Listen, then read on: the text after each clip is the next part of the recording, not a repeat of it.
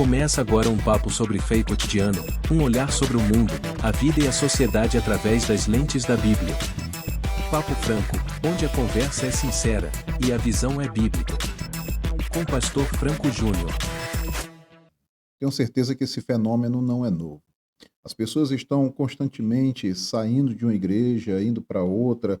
Vez ou outra eu recebo aqui pessoas oriundas de outras igrejas, as pessoas querendo vir à igreja e sempre afirmando que estão em busca da igreja ideal.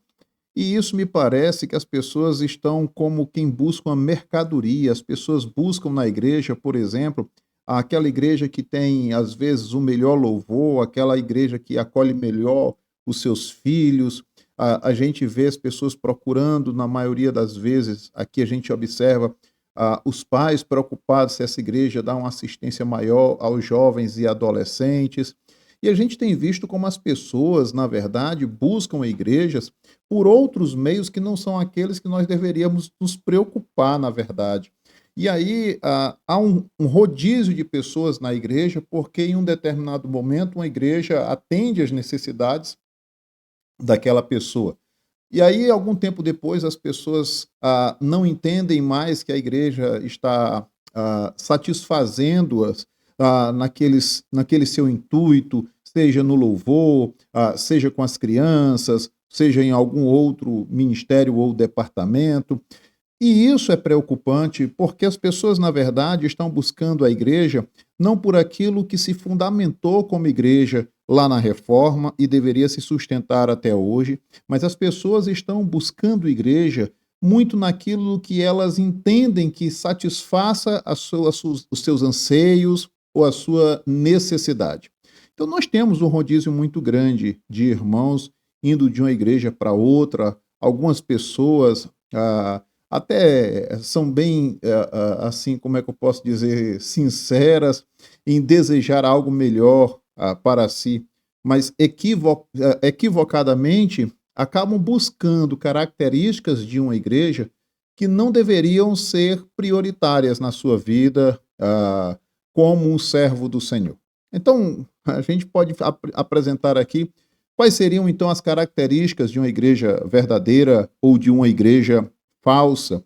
Eu poderia dizer que as pessoas podem ficar ou podem permanecer na igreja de acordo com esses pontos. Por exemplo, quais seriam os motivos para uma pessoa sair da igreja? Uma igreja que não fosse uma igreja bíblica. Uma igreja, por exemplo, onde se fala demasiadamente de dinheiro e tenta extorquir as pessoas, retirar delas, dentro de um contexto onde o dinheiro é mais pregado, é mais falado do que qualquer outra coisa, como se tudo girasse em torno do dinheiro. Se é uma igreja não bíblica, seria um motivo para a pessoa sair de uma igreja dessa. Outro motivo seria, por exemplo, uma liderança autoritária, aquela expressão famosa, não toqueis no ungido do Senhor. Isso é preocupante e também a pessoa, acredito, seria um motivo para a pessoa não permanecer numa igreja dessa, aonde a correção, aonde tudo que acontece na igreja não seria de forma bíblica.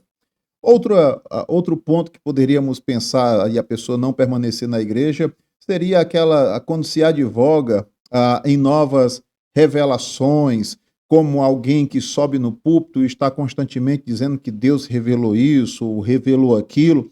E muitas dessas revelações são contrárias à palavra de Deus. Tudo que nós conhecemos de Deus está revelado nas Sagradas Escrituras. Tudo que ele se permitiu ser revelado está nas Sagradas Escrituras. Então, quando nós temos uma igreja que busca essas novas revelações, com certeza nós estamos falando de heresias. Outra coisa é quando a igreja tenta relativizar as escrituras, por exemplo, colocando a experiência pessoal ou a revelação, como eu já disse, ou até mesmo a tradição acima das escrituras. Tudo isso vai contrário àquilo que desde a Reforma se constituiu como um pilar do que é uma igreja verdadeira. E o que seria então uma igreja verdadeira? ela teria que ter pelo menos 3 princípios, 3 pontos. Seria uma igreja que prega com fidelidade a palavra de Deus, tem uma pregação expositiva, ela tem ali a sua doutrina, sã doutrina, aplicada de forma correta, conforme as Escrituras. A igreja busca constantemente o ensino, a apresentação da sã doutrina, a aplicação da sã doutrina. Uma igreja que equilibra oração com o estudo da palavra. Essa é uma igreja séria. O segundo ponto seria a realização bíblica dos sacramentos. Seria batismo e ceia do Senhor.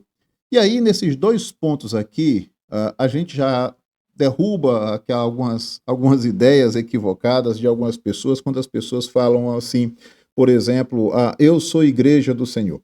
Ninguém é igreja do Senhor sozinho. Todas as vezes que nós vamos observar a indicação da igreja, mencionando igreja nas Escrituras, não há uma única vez que na Bíblia nós temos a menção de igreja como indivíduos.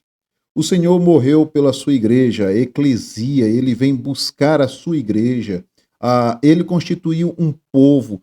Todas as vezes que nós vamos observar a indicação de igreja na Bíblia, ela não trata de indivíduos. O Senhor vem buscar um grupo de irmãos, a igreja, um grupo de pessoas. A Bíblia diz que nós somos corpo de Cristo.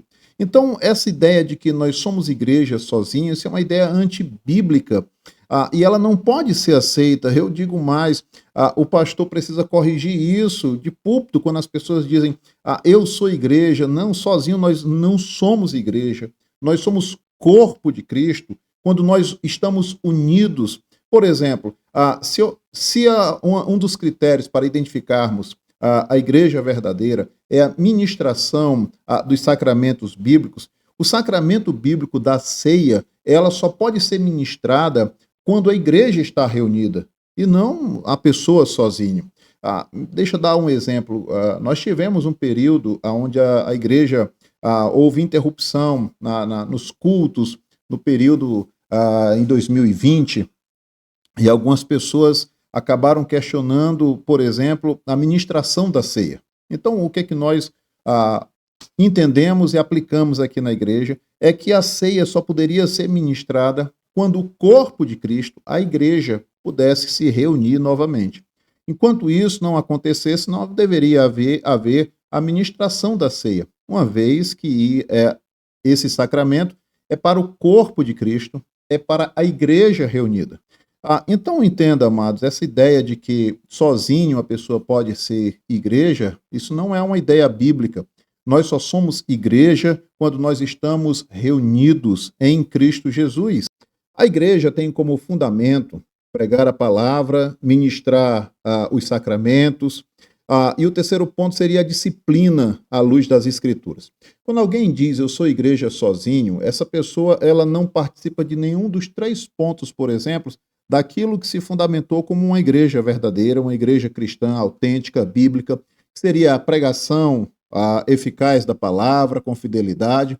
Ela não irá realizar batismo e ceia, e muito menos se submeter à disciplina. Então, quando nós falamos de o que é uma igreja verdadeira, essa igreja precisaria ter a pregação com fidelidade da palavra de Deus, precisaria realizar biblicamente os sacramentos, e essa igreja aplicar à luz da Bíblia as disciplinas. Então, se você está numa igreja onde se tem uma preocupação com a pregação da palavra de Deus, expositiva, se você está numa igreja onde o pastor, a liderança, preocupa-se com o ensino, busca esse ensino de qualidade, observando o texto bíblico, explicando o texto bíblico dentro do seu contexto. Então, esse é o primeiro ponto a ser observado. E não se a igreja, por exemplo, atende a outros requisitos, como se essa igreja tem um bom departamento infantil ou não. Às vezes a igreja é pequena, tem muitos motivos para que a igreja possa não ter o cuidado que as pessoas esperam, com o ministério infantil, por exemplo. Mas a sua preocupação número 1 deveria ser se essa igreja prega a palavra de Deus, se essa igreja realiza biblicamente os sacramentos, a ceia do Senhor, batismo. E se essa igreja cuida uns dos outros, a disciplina, ela não é um castigo, a disciplina é uma correção e uma correção amorosa da parte de Deus. Então, esses 3 pontos indicam qual é a igreja verdadeira. Então, deixa eu lhe dizer isso. Se você está numa igreja aonde se prega com fidelidade a palavra de Deus, aonde se realiza biblicamente os sacramentos, e a disciplina é aplicada à luz das Escrituras, você está numa igreja biblicamente correta.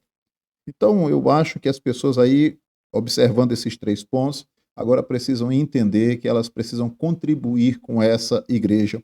E se a igreja ainda, assim, tendo esses critérios, falta alguma coisa, por que você não se voluntaria a fazer com que a igreja melhore, cresça e tudo isso para a glória de Deus?